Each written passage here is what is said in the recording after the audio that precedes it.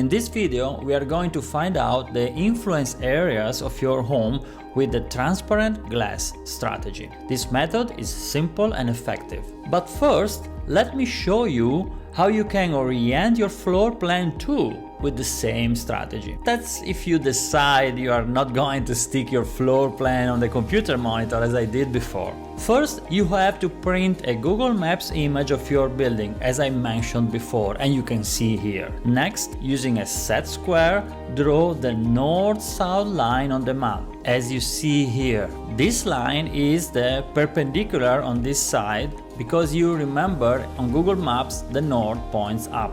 Now, stick the printed image on a window or door glass using paper tape and making sure it's stable and clearly visible, as you can see here on this picture. Now take your floor plan and align it with the perimeter walls of the building on the Google Maps image, making sure they match as well as possible. You see here, this is the perimeter wall on the Google Maps, and this is your floor plan. Move the center of the floor plan so that it stays on the north-south line you drew before. Finally, from the center of the floor plan, draw a small arrow or a little line pointing towards the north. And here you are.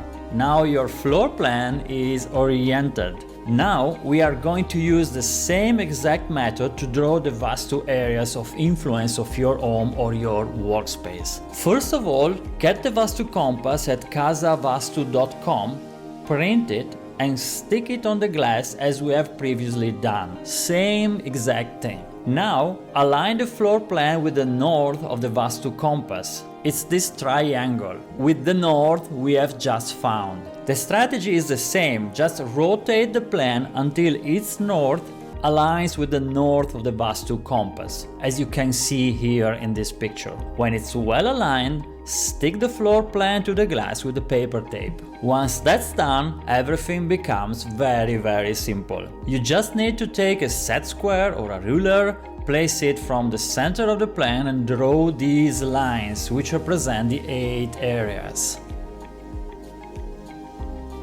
In this case, I am drawing one of the northeast lines. Now you just need to repeat the same for all the lines of the 8 areas. Remember to draw dashed lines to mark also the quadrants. You can see here all the lines have been drawn. To finish the job, I suggest writing the direction labels as I did here. This is the Italian version, you see it's sud-ovest, not southwest. But you can write it in English. These labels will help you a lot when analyzing the Vastu energy of your spaces.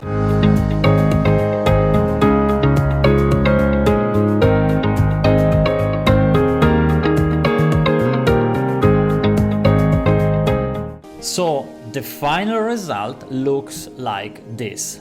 I have purposely left the red lines here to show you how distracting they can be. You see here the red lines that we use to find the center. As I said earlier, it's much better to use a pencil to find out the center of your home, which you can mark with a dot or a little cross instead, and then erase all the lines that you don't need anymore, because otherwise you see here they are so much confusing. So to recap, I told you there are 3 different ways to do this job of orienting your floor plan. The first, a digital option. The second, the transparent glass option. Third, the old-style manual no-brainer option. We have seen the third one in the previous video.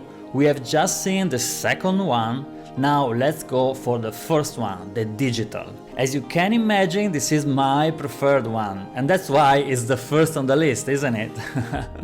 We are going to learn about it in the next video of this series, Vastu and Directions. The only problem is that this method takes a bit of familiarity with design softwares that have the layers option, like Photoshop or GIMP, for example. But don't worry, if you need help, just ask me in the comments. And if you want me to do the job for you, you can visit casavastu.com and book the service there. Thank you for watching all the way to the end. If you enjoyed this video, please give me a thumb up. And if you want more on Vastu, the yoga of living, please subscribe.